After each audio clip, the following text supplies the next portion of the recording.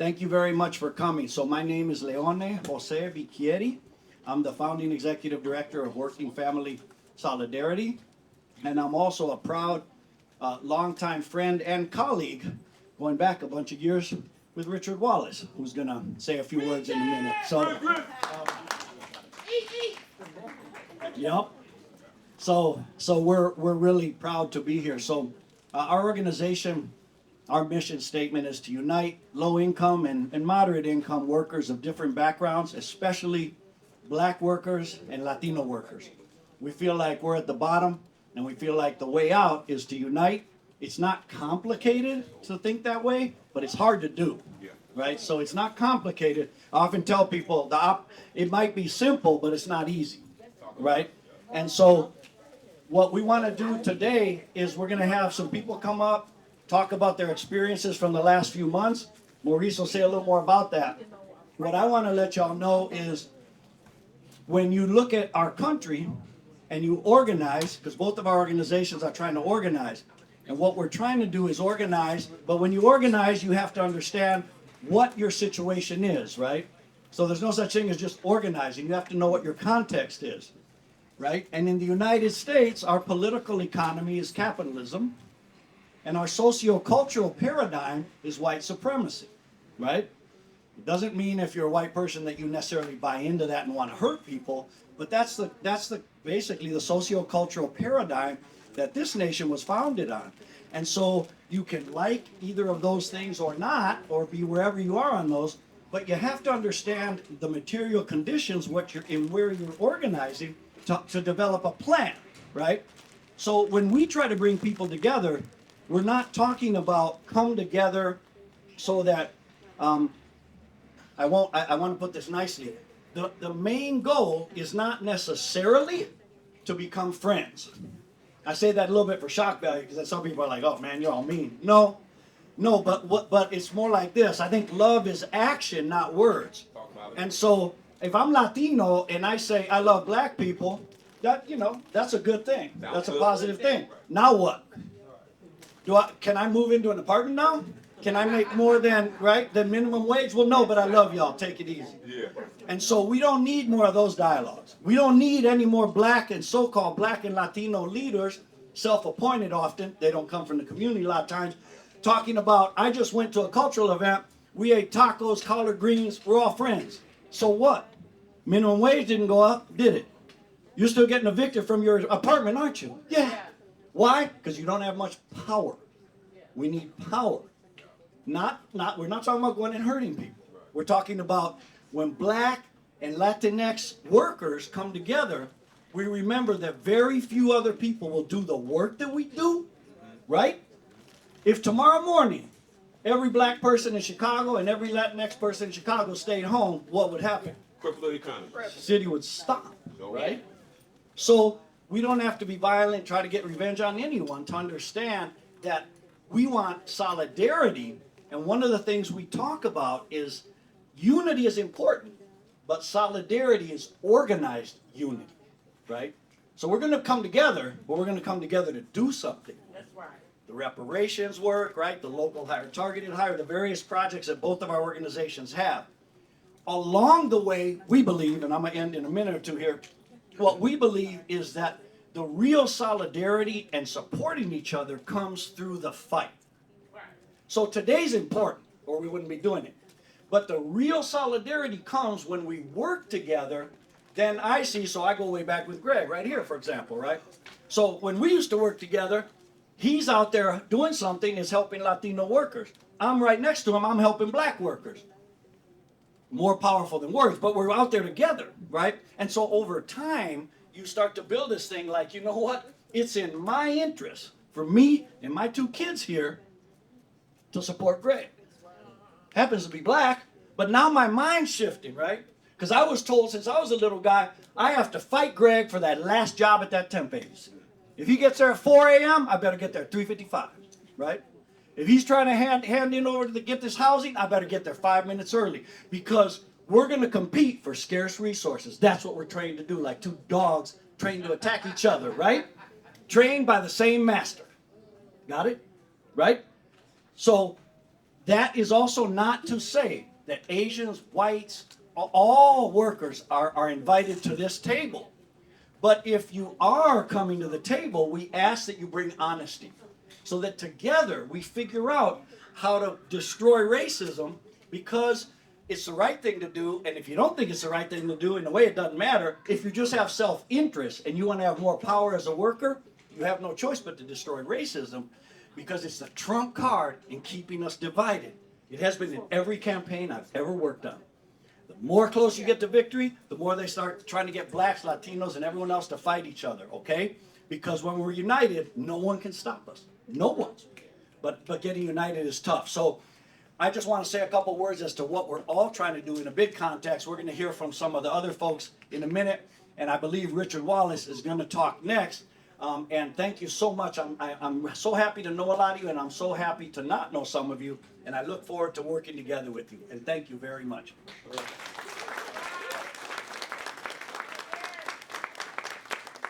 right. The workers united will never be the divided. Okay, so we got some people up in here that have been in the marches. We've been to the marches. You know, we've been to the march. You know the slogans, right? I'm not going to hold y'all. My name is Rich. I'm the founder of Equity and Transformation. I work alongside a cast of amazing folks. Shout out to all of the team that's in the room. Yo, shout out to the Chicago Leadership Council in the building.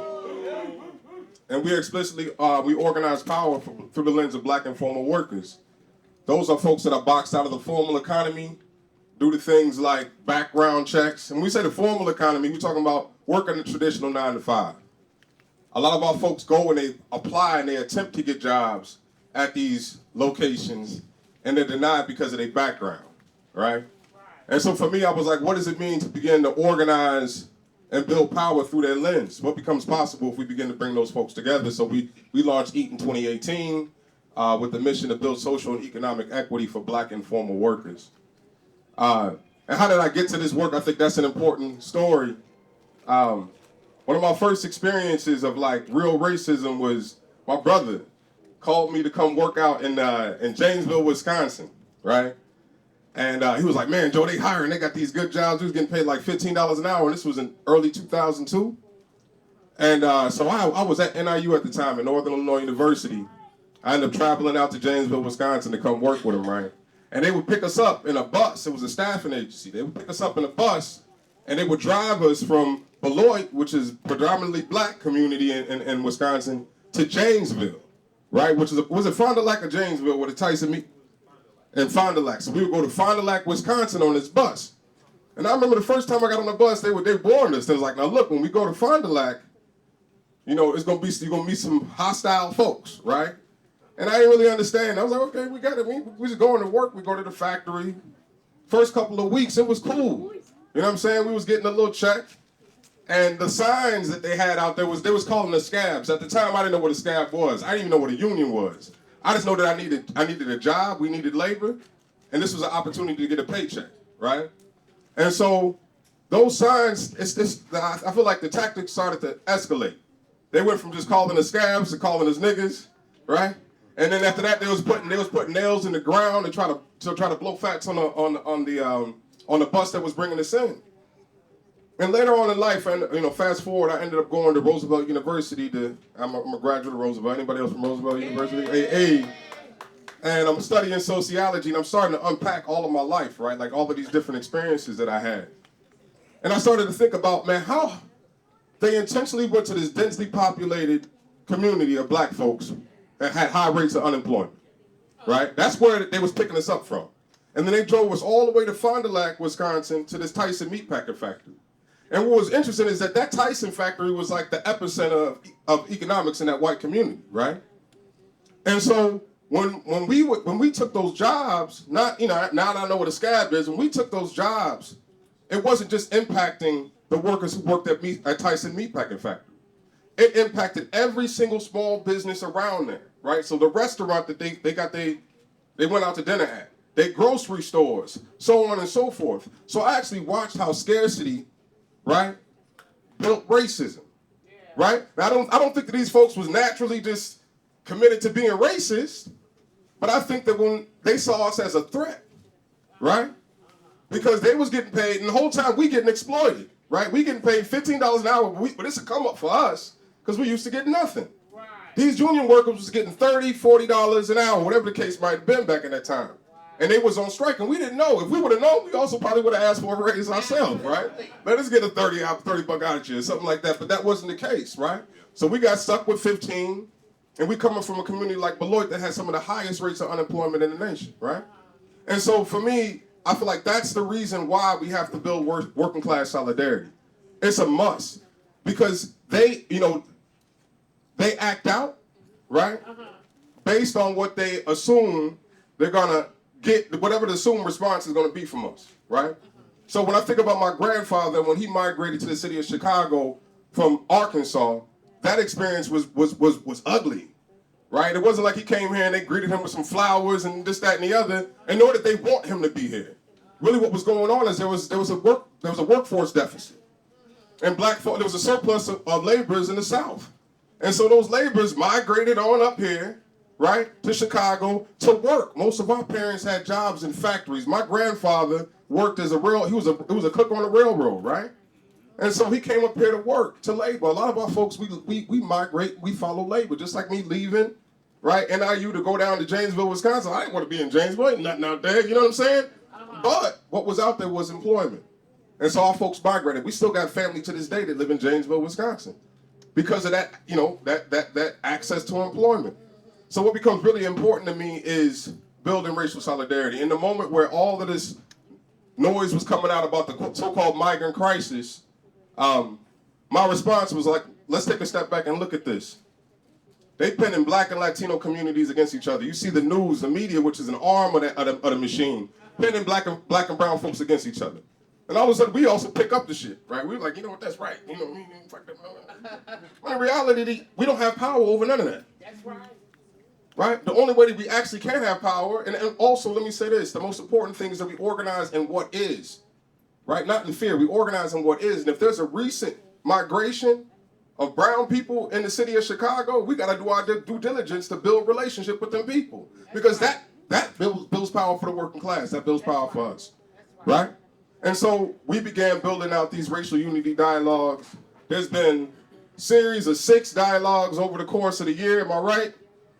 I want to shout out to Maurice Woodard, the organizer, director, Gregory Man, Kevin, Leone, Glenn, Victor Payan, who does our research. I want to say all of the members that's in the building. Because y'all been a part of this experience, and for me, I feel like that is the joy, right? If you look at this crowd, we diverse. That is Chicago. And I'm so curious about what we can do if we come together. That's right. What changes about this city if we come together? Right? If we stop, Leone brought me into my first job organizing temp labor workers. Right? That was my first gig, and I worked it with Leone, and we was organizing temp labor workers at the staffing agency. There was this belief that black folks was lazy, and there was this belief that the Latino workers had a privilege because they got on that bus.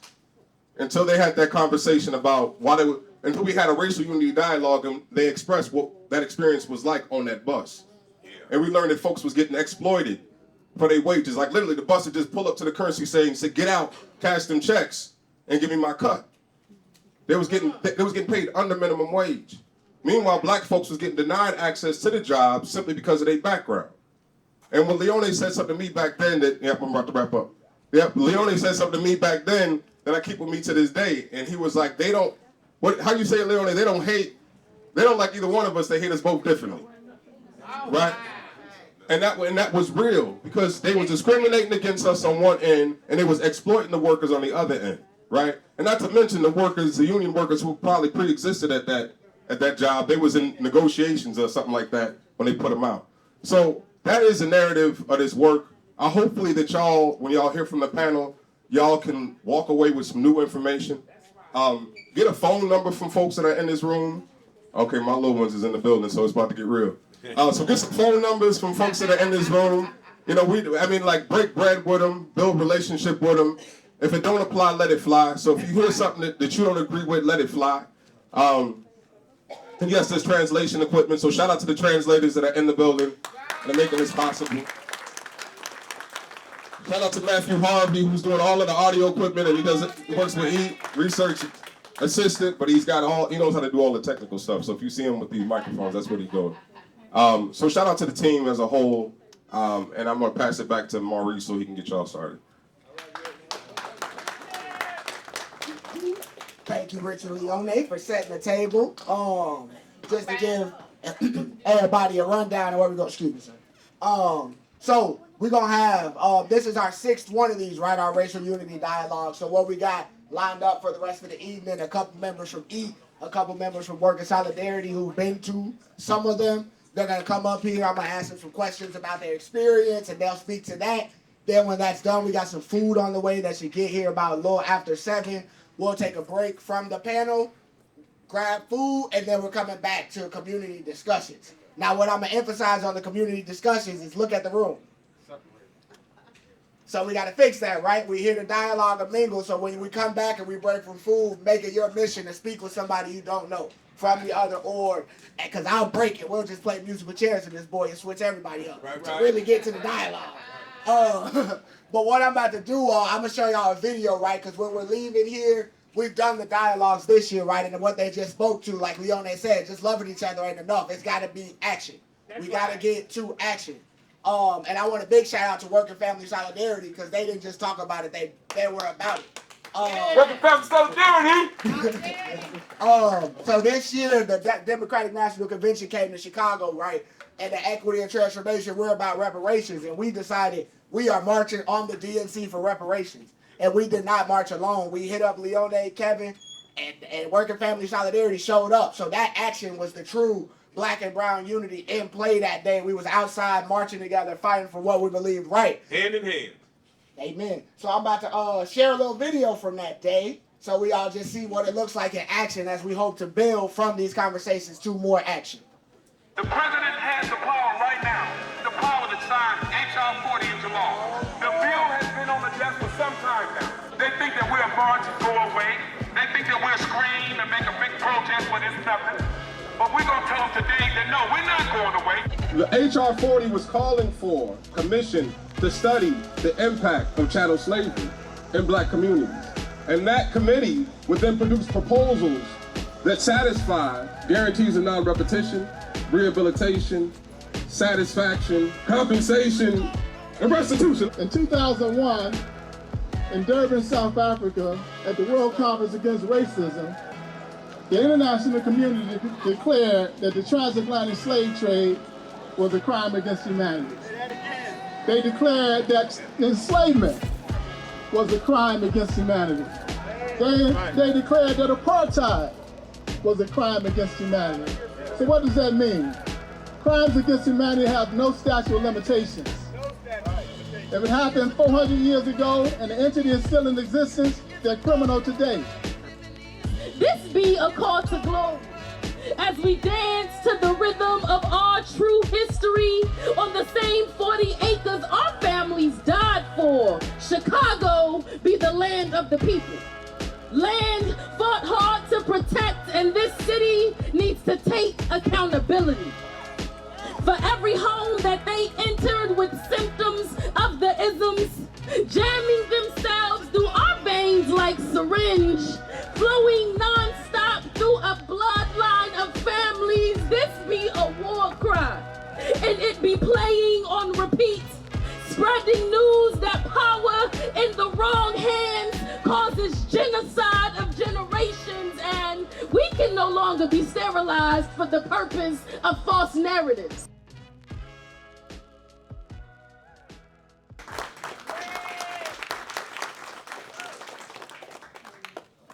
So yeah, before we got to this panel part, I really wanted to share that video to show the work in action, right? You saw the different races in that video, right? All marching for reparations. So now when Work and Family Solidarity calls and say, hey, we marching for work permits, guess what? We pulling up just as deep. And that's what he's talking about, where it's all good to be talking around and friendly, but it's about action. It's about getting to the work.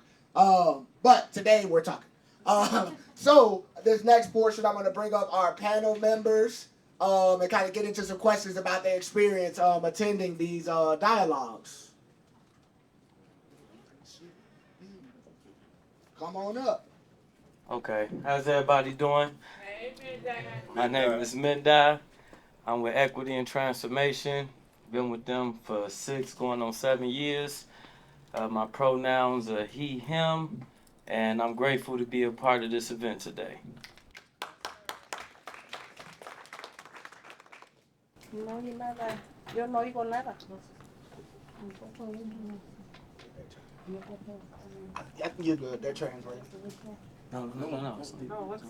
Okay. Hola, mi nombre es Esmeralda de la Rosa. Soy parte de Working Solidaridad.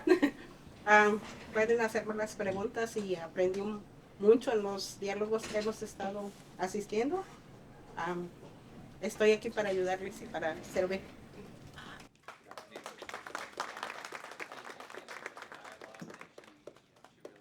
Here and being able to attend with you all. Thank you. So it'll be translating afterwards for us without devices here. Okay. My name is Derek. I'm a member of Equity and Transformation. I've been around for a couple of years. I came to a meeting, I never left. For all you guys that's new, continue to do the same thing. Derek.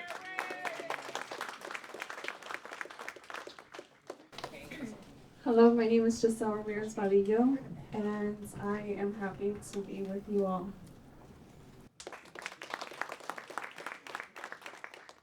Hello, my name is Bakari. I'm glad to be here tonight. And same thing like you said, went to one meeting and then just kept coming to each every last single one of them. So I'm glad to see everybody here today.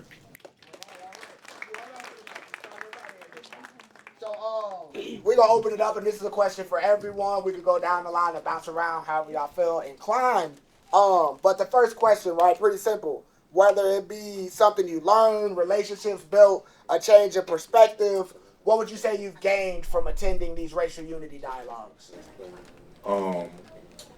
I could surely say that the first time that I did attend the racial unity dialogue, and I was a little bit questionable at first, like, okay. And, you know, digging deeper and deeper and deeper and deeper and coming over and over again to see how it take both sides to unite. You know what I mean? And it's not just one purpose, but to actually see that we actually care, and it's not just a brown side or a light side, but it's within the community. It made me want to keep coming and see what can we do to make a change for our communities together as a whole. So. Yeah, we go down the line. That's cool. So I think I've been participating for already like about 3 sessions, 3 talk dialogues, and I do gotta say that the fair common ground for every single conversation is that we all should be serving one another. Like, we're all here because we want to see a radical change outside of ourselves, and the only way to do that is to see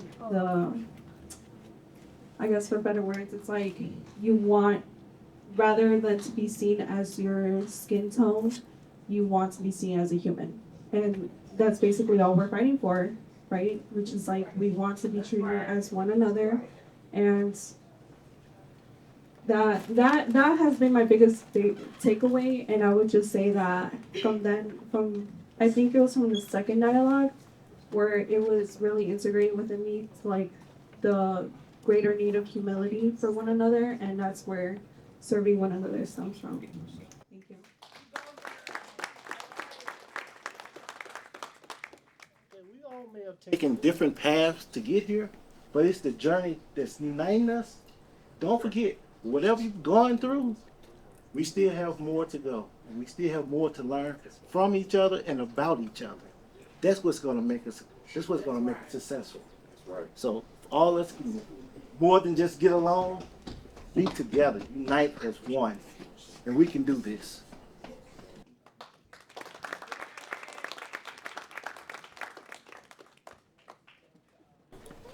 Pues yo he asistido a casi todas las reuniones que ha hecho la organización y he aprendido que nuestro color de piel, nuestra raza no es diferente a los afroamericanos. Si trabajáramos todos juntos, creo que sería un mundo mejor, que no nos hace diferente ni el color ni el idioma. Creo que podemos trabajar juntos y echándole ganas y aprendiendo más.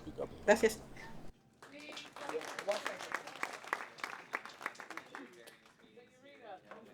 Important for me to be able to.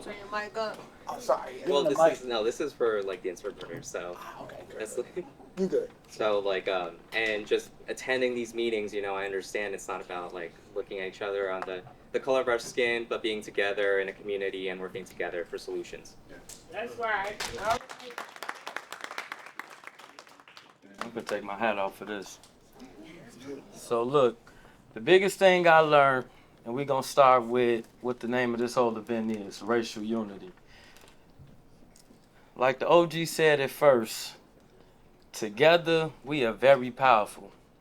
If we stopped completely, we could shut this whole thing down. And that says a lot. They spent a lot of time on dividing us, keeping us going against each other. They didn't want us to have harmony and unity.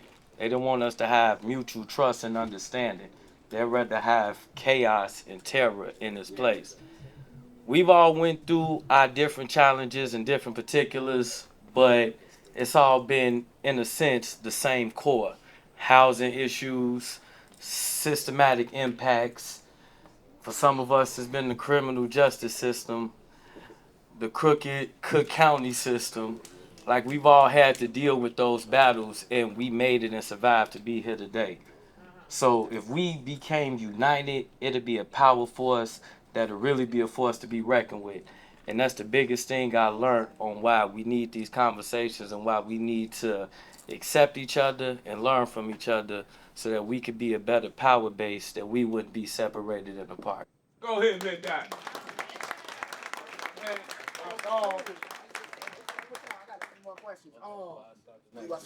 That's what I'm talking about. So the next question, everybody here, right? We on the same page. We want this, right? But there are always haters, right? So if there was someone, what would you say to the naysayers or the people that's on the fence, right? That's like, nah, that's not happening.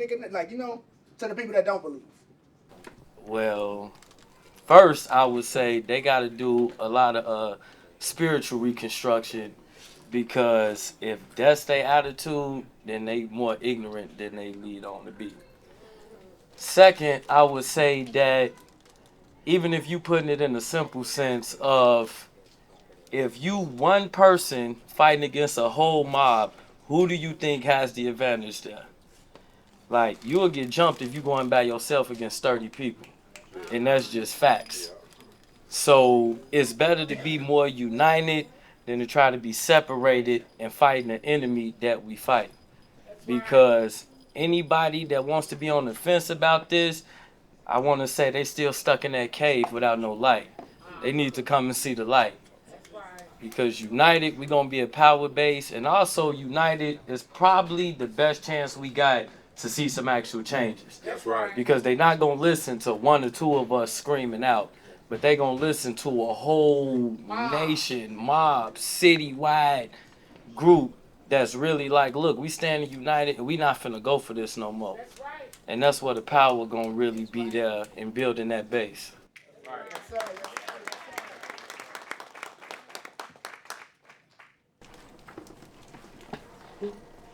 Yo creo que si trabajamos todos en equipo, seríamos un grupo más fuerte y no que nada más dejemos en este caso, yo digo que a Leone. Si nos unimos todos, podemos, que entre más grande sea el grupo, más fuerte es la pedrada. Así que hay que seguir asistiendo, aprendiendo y luchando. No nada más es mirar y quedarnos callados, es levantar nuestra voz. Y hay que seguir impulsando no nada más a nuestra raza, reunirnos con los morenitos, con los blancos, es lo mismo, nada más que la unión hace la fuerza. Sí. About being here together for unity, to learn from each other, to be able to attend and to learn every day something different. It's not just about like one race, it's about being able to work together in union with blacks, with whites, with everybody, so that we can affect change together. Our voice is stronger that way. That's right. Okay, as far as the person that's still sitting on the fence, my advice to them would be to come in, listen, check us out, see what we're doing. It's not just all talk. We actually do something. And those that don't believe it, you just saw the video. Now, action is very powerful. For everybody that just talk, come down and get a piece of this action. We got work for everybody.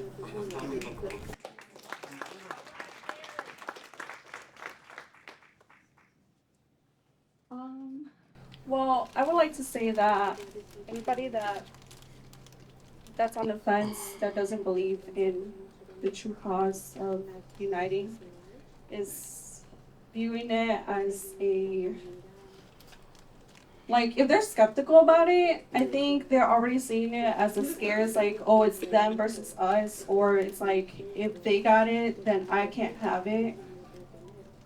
I don't see the I don't see the reason behind that, I don't understand why we can't have a community. It's been proven with others that, within other groups, that it is possible, I mean, obviously it worked, where now we're having this conversation now as to how to rebuild that back, right?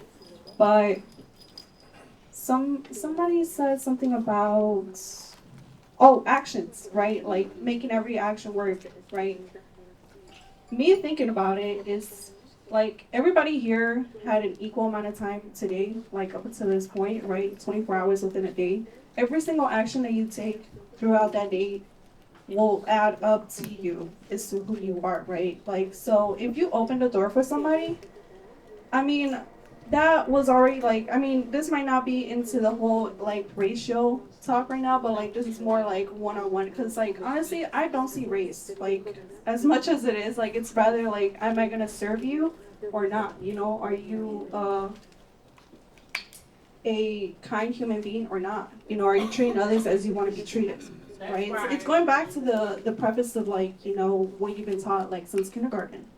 So I honestly just, every single action that you take, whether you give somebody your last muffin over there, or if you took the whole one, I cut mine in half for a reason, so all those actions, somebody else might not see it, but all those will add up eventually, Giving somebody the last of yours will make a difference.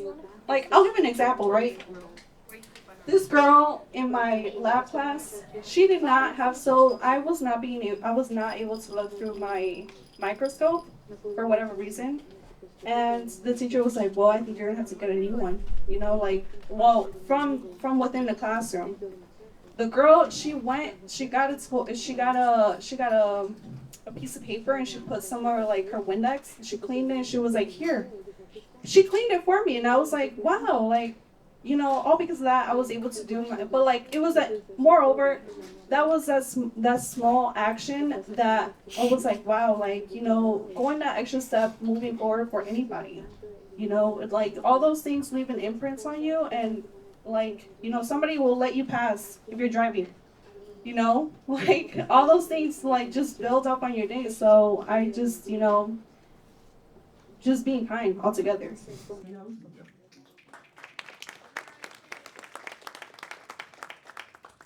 I would say this. I was that one person that was on the other side of the fence. Until I believe it. At least I'm gonna be, I'm gonna be honest. I would say for the people that's on that other side of the fence, do the same thing and have that mental bearing to climb that fence to see what you can get to and see what you can bring and see what you can actually see how we all coming together as one to actually make an impact within one community. It's better to have 100 people instead of one person trying to fight for the same thing. All right, young man. So at all of these, right, we've been in community, we've been sharing, we've been learning stories from one another, right? So what's something that stuck out that you learned from someone at one of the racial unity dialogues? For example, myself, I know at the first one, I had known, right, the plight that people coming from Mexico have to go through to get to America, but hearing someone actually, meeting someone nah, I rode in the trunk here. That blew my mind to think, you got to fight that hard to get here and then keep fighting. So, for me, that kind of blew my mind, right, opened it up more. What's something like that y'all experienced throughout these conversations? Start at that end. Yeah. I can say, I don't know if it was my first dialogue or it was the second one, but I know the topic of being incarcerated came across, right? And being able to see both sides of it. I was formerly behind the wall too, but not as an inmate. But I worked as a correctional officer, and I see how it is in the community for ex-cons, black, white, brown, Mexican, Hispanic, you know what I mean? Anybody to get a job, right? And after seeing that dialogue and actually really like looking into it, it's like, dang, I'm going through the same thing too, and I'm the legal way. I can't find housing. You know what I mean? It's hard, you know, to get jobs, to move around. It's hard to even be inside the community. You know, it's a food desert. You know what I mean? We have to go outside our community. You know, it's a lot of things that I learned because, like, guess what? At the end of the day, we are still humans. Just because you was behind the bar and I was on the other side of it, guess what? We were still people at the end of the day, and guess what? We still doing now? We're still coming together as one to make a change.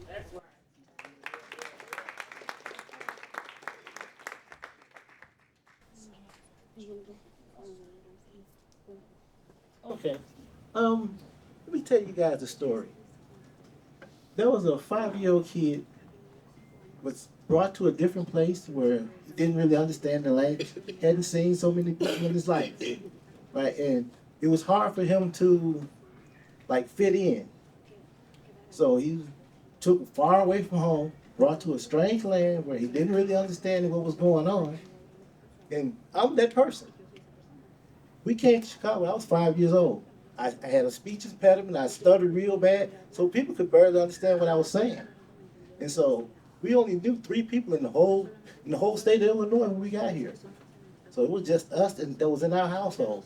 So it was like a strange land being brought here, like, whoo. So that's why I can understand the migrant situation. I can understand that because I lived through that and it was rough. So coming here to a place, a strange land where you don't know anybody and trying to start all over, it's rough. So I can identify with what was going on here. And like your story, I really identify with you. Thank you guys.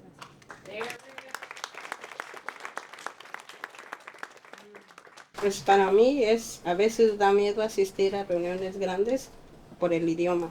Aquí afortunadamente nos ponen intérprete, pero estoy consciente que a veces no somos monedita de oro para caerles bien a todos, pero aquí en los diálogos hemos aprendido que lo que aprendemos aquí lo podemos pasar, ya sea con un amigo, un familiar, ir compartiendo nuestras historias. A lo mejor eso ayuda de alguna manera a otra familia, así como yo aprendo aquí, otra familia también puede aprender de lo poquito o lo mucho que agarramos en este tipo de diálogos, y veo que no nos hace diferentes en nada.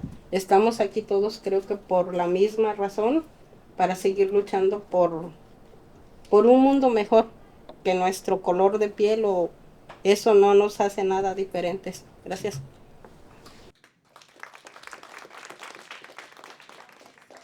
I do get scared when I go to big crowds, especially because of the language barrier. I am glad I'm here with the interpreter, but I am conscious that when I go to other places, I might not be liked. What I learned from the dialogues is that what you learn here, you take it to a friend or a family to share their stories. This will help of one family or the other. Like here I am this will come to my family. What I see is that we're no different. We are the same, we're here for the same reason. We're fighting together no matter what color.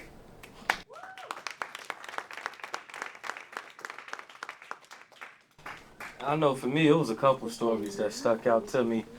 The first one I would say was a Hispanic lady. She was talking about how her and her family basically moved into an apartment complex, but it wasn't up to code. When they tried to basically complain to the landlord about fixing certain things, the landlord basically found a way to push them out. And they end up having to sleep in a van, the whole family, before they found their next stable place to live, which was hurtful when I think about it, because how could you have a whole family living in a vehicle just because as a landlord, which things you're supposed to be doing as a landlord, you don't want to do. So you find a way to get them out. I mean, that was just despicable right there.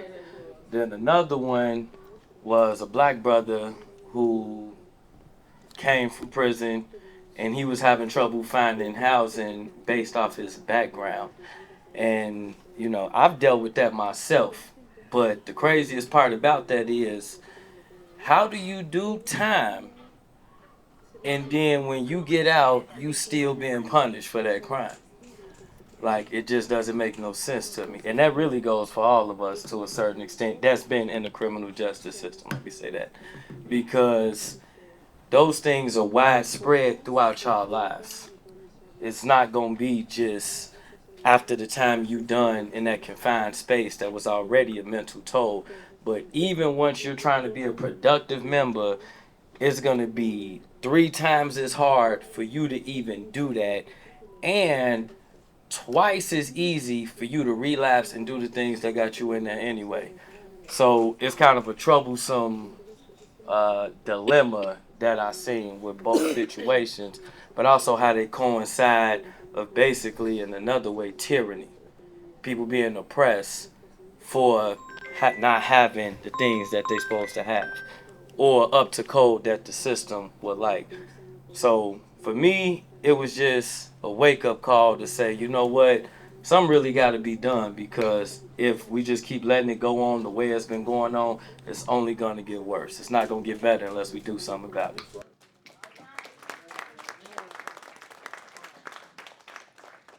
So this next question, right? You all have been to a couple of these, right? We've talked about talking just can't be it. So I want y'all to do some like envisioning, right? Where do y'all see us going from here? Like, what would you like to see eat and work in family solidarity beyond the org, right? What's something you'd like to see more unity among black and brown folk? I mean, first off, I feel like at the core, I like to see just better personal relationships, to where people can greet each other on a first name basis and be comfortable, to where the animosity could kind of go away. That's first, because that's going to be the foundation. Then second, I would say to really see people come together collectively in an organized manner, so that each person can play their position so that the mission could be accomplished. Because without that, it's really not going to be as effective.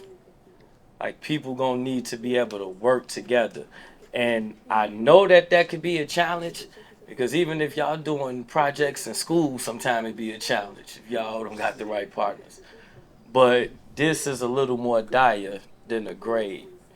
This is determining the future for not only us, but your children and your grandchildren. It's setting the precedence for the future and what's going to come after us. So I feel like it's going to be imperative for us to not only come in harmony with each other, but be able to organize and work together to fulfill a certain mission together as well.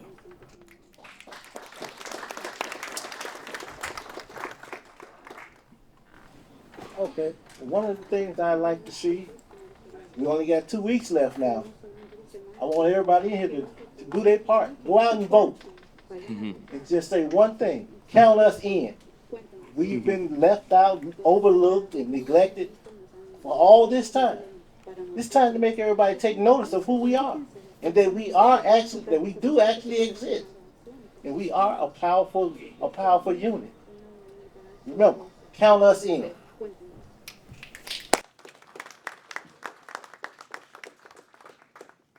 I'm gonna just keep it simple. We all here today, right? Look to your left and look to your right and just say, hey, right? And we here for a reason, right? To stick together, all right? So I want to continue to see that as us coming together as one and knowing somebody and getting to know somebody who you do not know, and just take it from there. Thank you. And open to questions. Now y'all bear with me. I'm gonna be looking around trying to get people. But do y'all got any last statements before I open it up to questions? Anything else y'all want to say? No prompt of a question or anything? No pressure. No. Well, I would like to say, just like how he said, like, acknowledge one another, you know? I mean, if you're sitting next to somebody, just say, hey, you know, small talk, just say, hi, you know, small compliment if you feel like it. Give up your chair, somebody needs it. But yeah. Cool, cool. Thank you, thank you. Let's give it up for our panelists.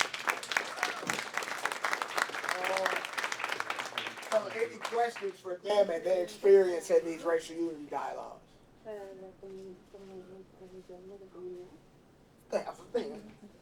I'm from Little Village with Latino community, and my question is like, right now we had a lot of immigrants come to the community, and they thinking they have other resources to be living with us. It's very sad see these people has this kind of jobs when they working two jobs, and they exploring these people because they not speak Spanish, they speak el dialect, and it's very limited, and they come and get injured, and they know they going to county hospital, nobody care about them. And what do you think we can do to support these immigrants come to community like mine when no housing, no place for them? It's a lot of families now in the street because they no have jobs, because they need a permit to board. When you don't have permit to board, they not having no even in that same agency. Yeah. So I think the question is, how do we support? How support, yeah, to maybe get a permit for work equal for everyone. So I think the question was, how do we, in our communities, help the immigrants coming in that need help because everyone thinks they have all these resources, but they are struggling to find jobs and housing as well. So how can we as a community support them? Work permit, work equal to work to everyone.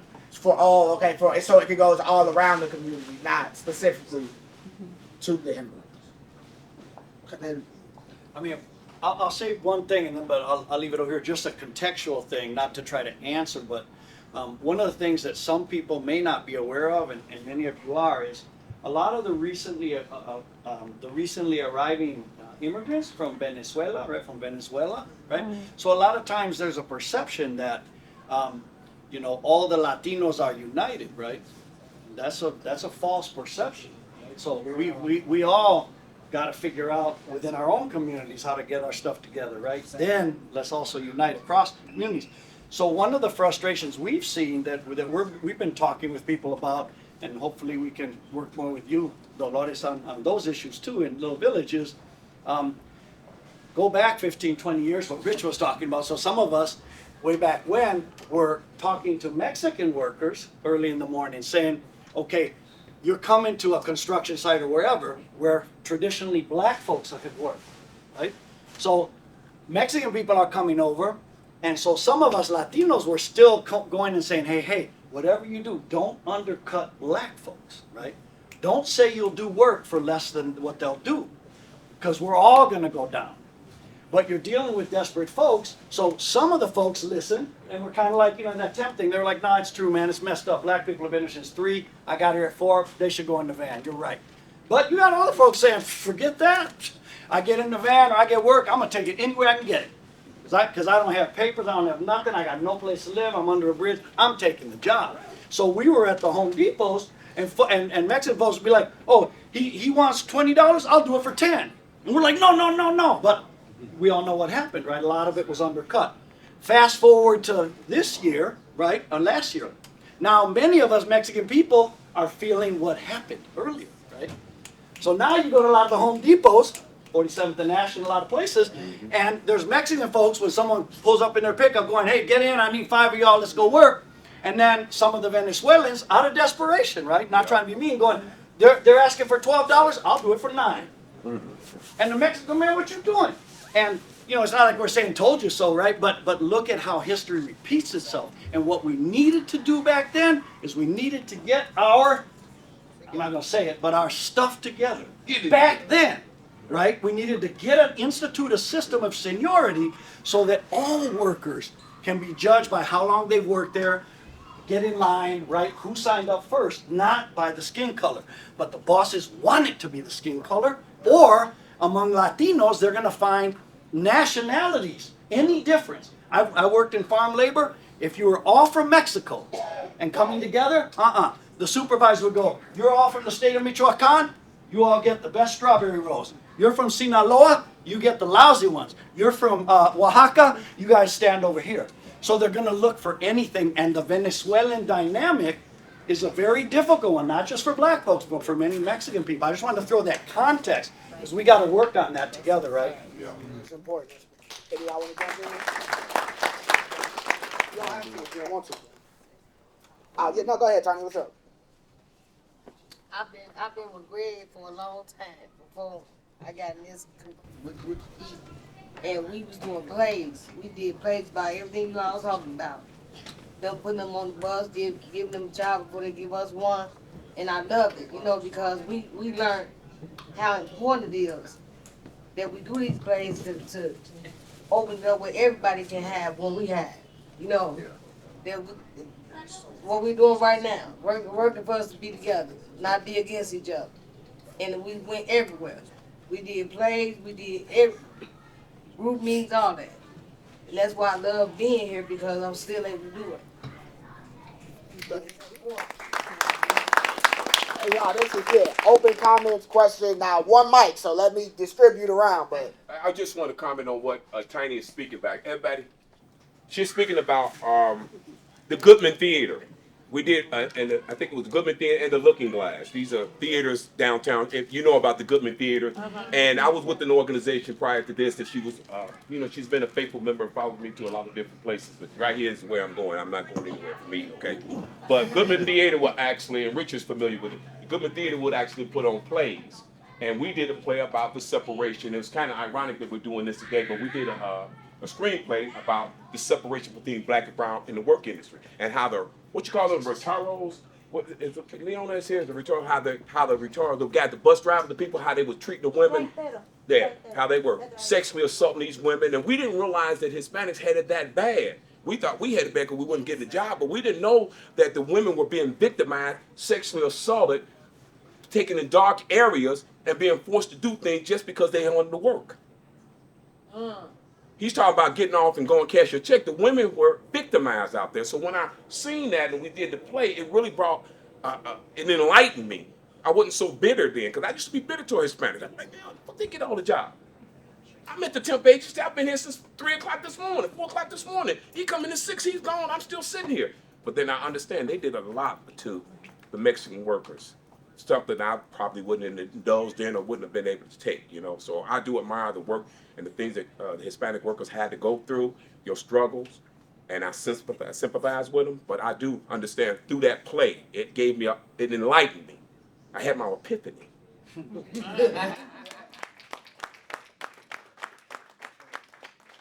Try to answer this young woman's problem best I can. I don't know if it's going to be the best answer, but it's the most logical answer that I could see. First off, I would say y'all would have to probably get connected with the right resources and the right organizations that can give y'all the knowledge y'all need, like legality-wise, because that's probably going to be y'all best chance of getting a loophole that y'all can kind of move in on, so that they can give y'all the resources y'all need. Because without the legality part of it, they really ain't gonna have nothing to hold them accountable. Then it's also gonna come to a part to where, which is gonna be another challenge, y'all gonna have to get united, because the more numbers that can show up in unison about this issue is gonna be a bigger impact and put more pressure on them to say something needs to be done. Because the last thing they gonna want is an outrage from too many people. Then it's also gonna come to a point of just educating y'all self best y'all can, because even in the Bible it says we perish from a lack of knowledge. So if you don't know certain things, they gonna hold that over your head. So you definitely gonna have to educate yourselves. And then I'ma also say, just stepping outside the normal circumference, prayer is gonna help too. That's right. Because if y'all don't pray, if y'all don't really gain that acknowledgement to our Heavenly Father and really ask for that guidance, then your power still gonna be limited trying to figure out your own way. That's right. So that's the best answer I could give. That's right.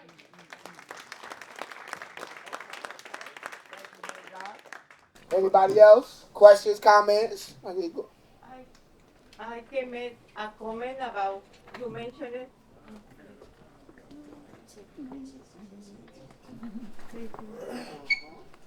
I can make a comment about you mentioned it, but the only thing I can say right now, yeah, like this person explained about how difficult it is for Mexican here in United States, but the other situation people need to know about immigrants from Guatemala and other places. They come here to pay a coyote. People who's bringing these people here, thousands and thousands of dollars. You not pay to this person when you not working and you don't have the money to send every month to pay for the coyote. They kill the family. And this is the reason a lot of people not care about how much they're gonna pay. They don't care about working two jobs because in case you not pay this person, they say forget about it, don't pay me, but the family pay, they kill the families. This is the situation happening in these immigrants. And I share these stories because I hear constantly this situation. And yeah, this is we need to start working and maybe find way to help them permit to work here in this country, and that way they can find decent jobs. Thank you.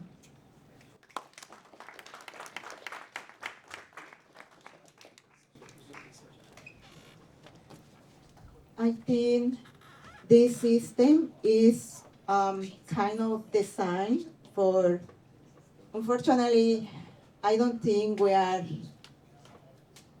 free of slavery.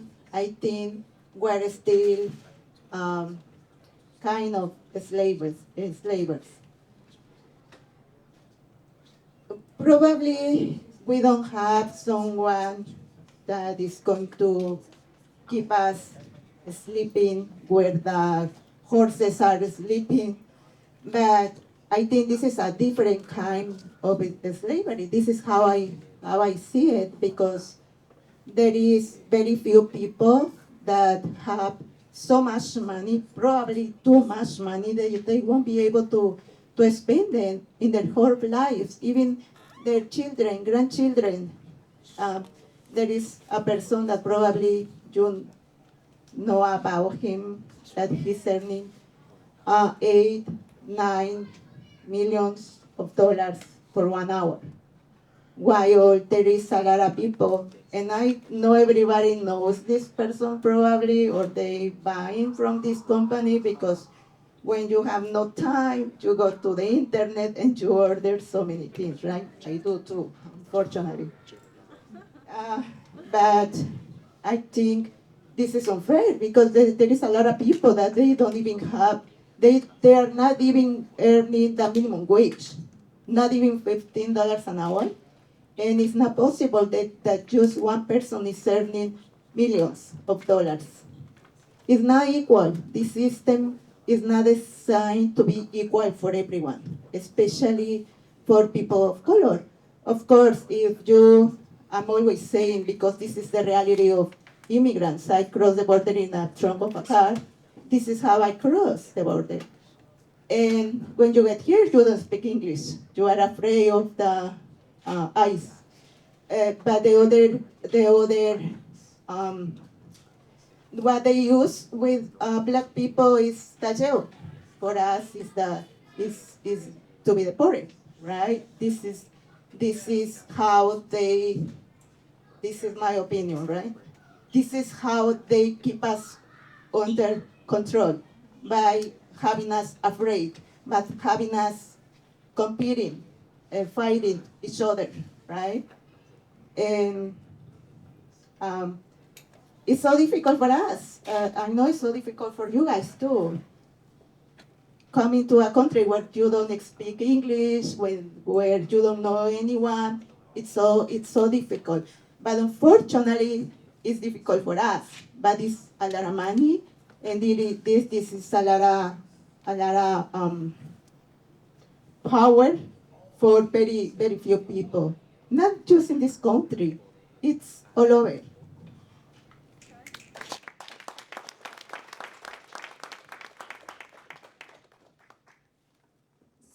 I'm gonna be speaking to people my age in their 20s or even the younger children, right?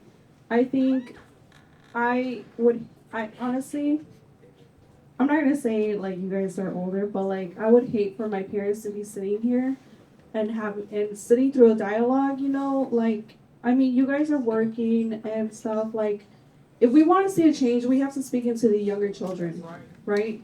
Like we're all saying that there's this issue, there's this problem. That's why I really enforce education. Like you guys need to take it serious because if you're not getting educated in some type of fields that you have to be passionate about it. Okay, like in what you're talking about, like that's why I am seeking to be a lawyer because I also want to be that source where people can see me. I mean, maybe I got inspired by Legally Blonde, but still, it took me somewhere, right? Because I'm a girl, right? Like, let's take these things seriously. Like, I mean, just like you were saying, we have to like why education. Okay, let's take the resources from public schools, but like if you feel like, oh, I'm tired today, but if you see a younger child or you're like you have a niece or nephew or a kid, then push it into them. Like, do not give up on them. Like, you can't be calling them okay, sorry, but an idiot. Like, you're stupid, you're this and that, you can't do anything right. Like, what are you gonna do to them? Like, how are you gonna want some change? Like, this is what I mean by serving one another. Like, literally. Like, you really have to seek it for yourself. That's right. Get your education, whether it be like, instead of listening to music, listen to a podcast or something. But like he said, people perish from the lack of knowledge. What you don't know, they will hold against you. Which is why when people say Mexicans or rather Hispanics are really hardworking, is because they take advantage of the people that don't have papers and they pay them minimum wage because Mexican people they don't know if their job is guaranteed the next day or not. And the only way to demonstrate that is if they work hard that day. Like, because they don't have papers or they're undocumented, they're gonna have to work twice as hard. And regardless if the next person feels like they're showing off or not, they're getting exploited. They're getting exploited. That's the reality of it. So one is getting discriminated, the other one's getting exploited. They're like, oh, this person's lazy. No, the other one feels like, oh no, I'm getting exploited because I have to pick up just as much strawberries from the other. Like, no. Like, either if you want change, get educated, speak life into the children, the next generation, and that's just about it. Take your education seriously. If you didn't get educated, make sure you integrate education because they don't want you to take up those spots. They really don't. They're gonna, if anything, I think you're gonna see way more challenges when you start getting educated. When you see that your child or your niece or your nephew is not getting that spot because another person wants to get that spot.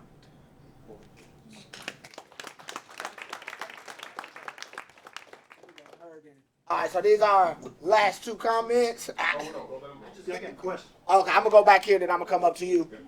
And pass that back for me.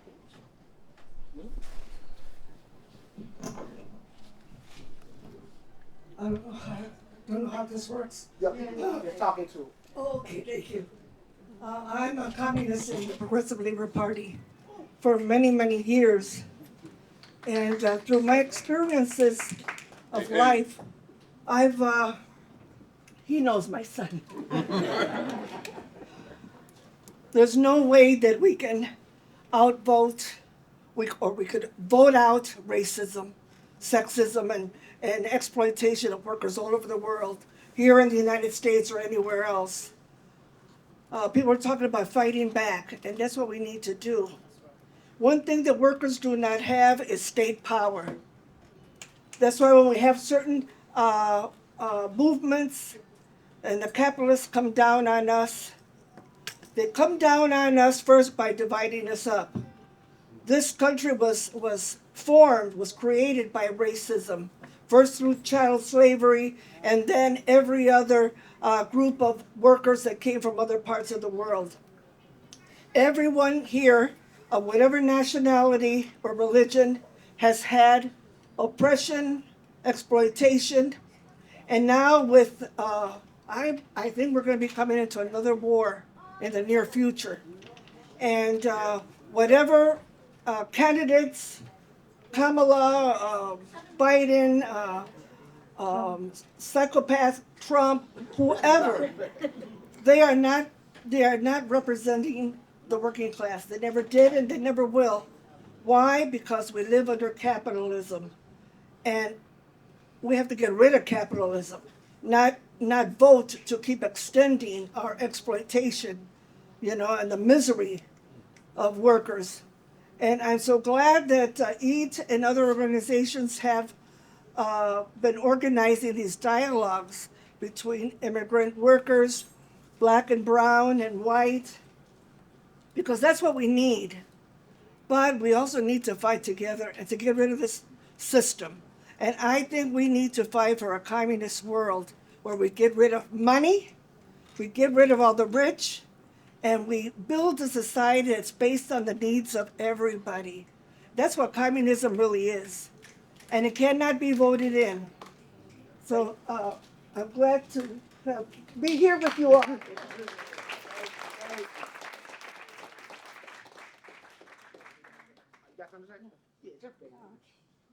Buenas tardes, yo soy una persona, soy mexicana, tengo más de 20 años aquí en Chicago, no he viajado por otro país más que aquí en Chicago.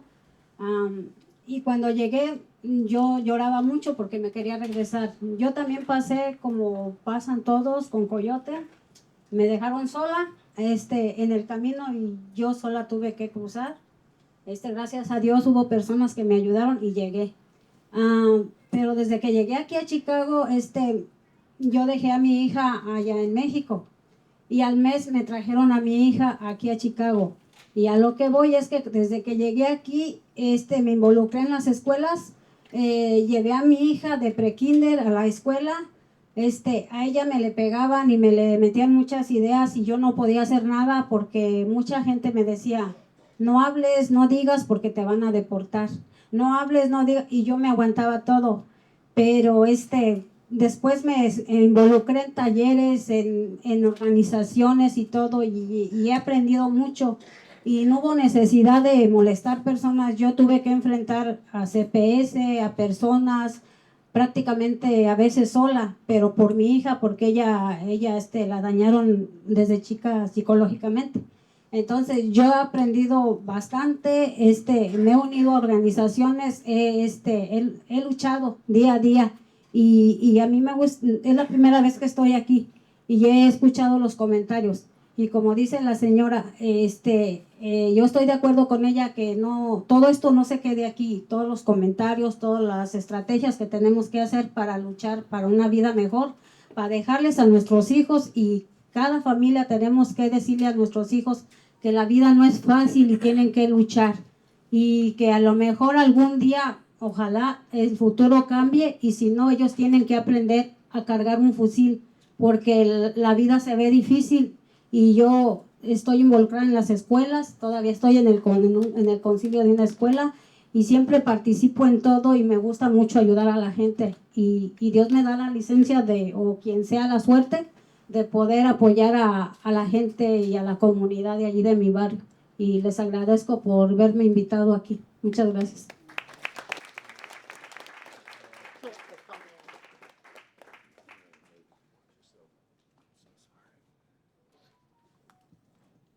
Hi, I'm here. I'm originally from Mexico. I migrated here, like people said. On the way over here, I was coming with a coyote, like most of the people do, but he left me alone, so I had to cross by myself.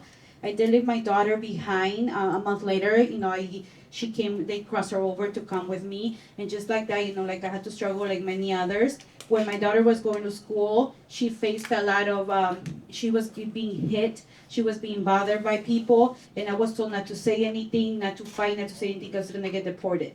Then I started, seeing workshops and getting organized. And I didn't want anybody to bother her. And I didn't want to bother anyone. I just wanted to speak up. So I faced CPS by myself, and I faced people. And this is my first time here. And listening to these comments, I do agree that we need to fight together. Sorry. scribbles. At the beginning when I first moved here, I cried. I wanted to go back. I am involved in the school with school committee and learning stuff. And then like they said, we need to speak up and we need to work together.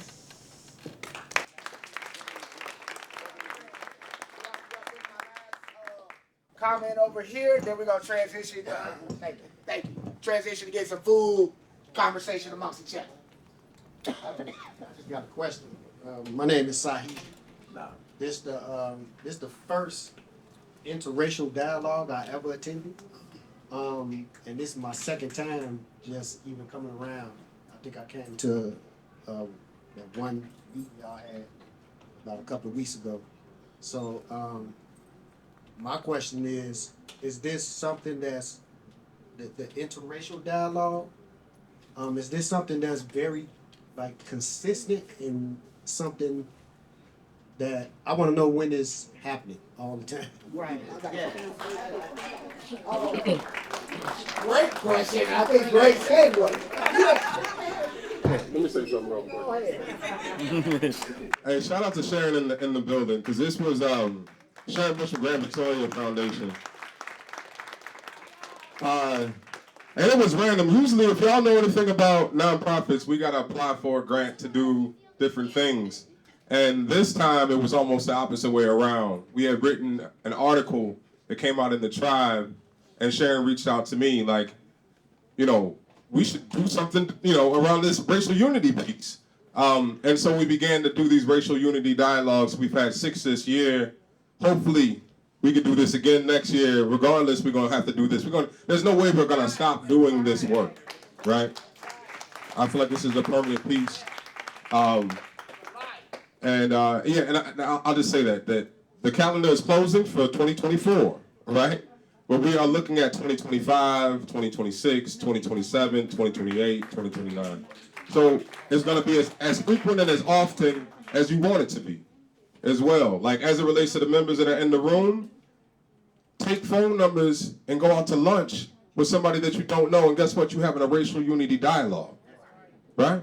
And there will be more containers like this that we'll build next year, but I just want to say very clearly that if you want to have those dialogues right now, here in this room, find somebody that you don't know and build relationship, right? And we'll still do this, but it's really important that you build new relationships now while you have folks in the room that you can relate to. I see Greg right here. And I will say as well that we gotta fight.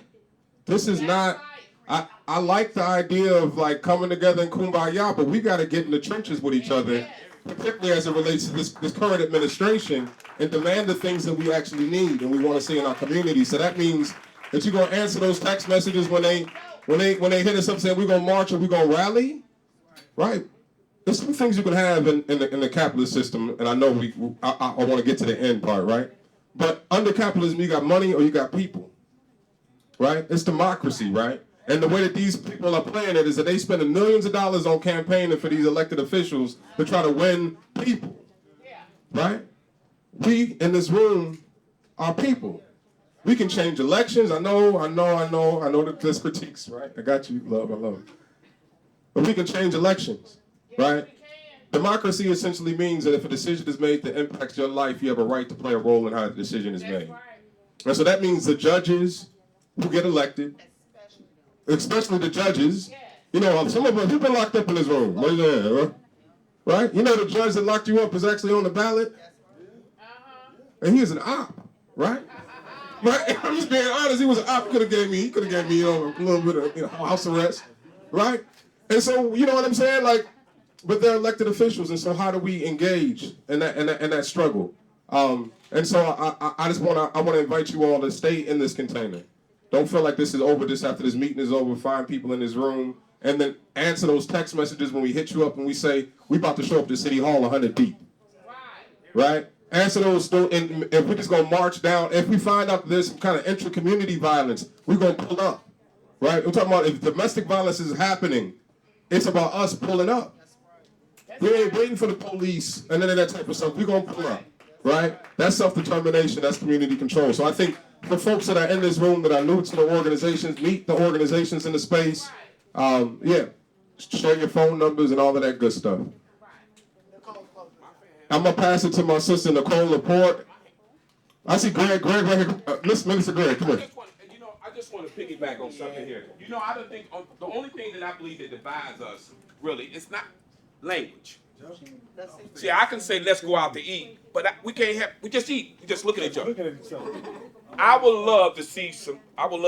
You know how we did this and how we were able to bring this. I would love to see some type of curriculum that will allow us, those that are interested, to learn Spanish. Those that are interested in Spanish to learn English, and we offer those classes. Wouldn't that be great? Then that would actually move the barrier. Because if I can communicate with you, we can talk. But we're just sitting there looking at each other. What the hell am I doing? What she saying? I'm just like. So that's something. Hopefully we can, between my executive director, Richard Wallace, and Leona and so forth, hopefully they can put their minds together, come up with some funding, and maybe we can offer these classes. However they want to do it. That's just something. That's just food for thought.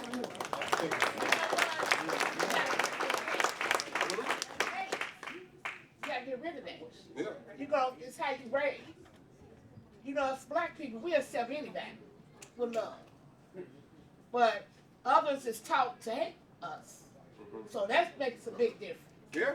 Now, Trump getting here is going to be a problem. So let's just keep it real. Yeah.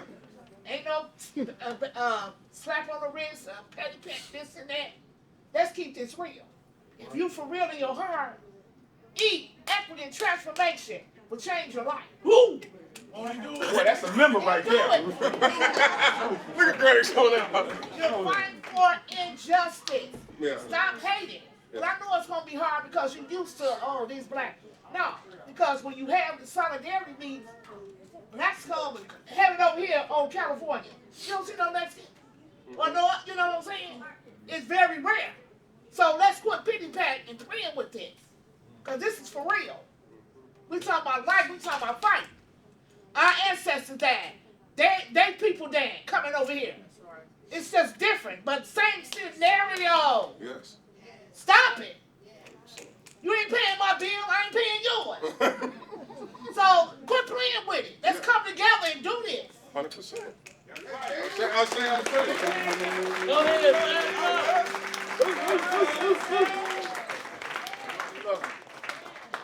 I'm gonna wrap it up real quick. I came up here, thank you for that, Sandra, You're welcome. because that is what we've been dealing with a lot, is false narratives that are meant to divide us. Think we have to fight each other for resources, but if we came together, what happens to those resources? They multiply, right, because of our power. So I just wanted to close out with this one thing. Often I'm asked, why do you work for a black organization? Why don't you work for your own people? Why don't you work for a Latino organization? And my answer has always been, because black liberation is the key to all our liberation. And I wanted to just end it all in that. And there's some food for you guys to enjoy.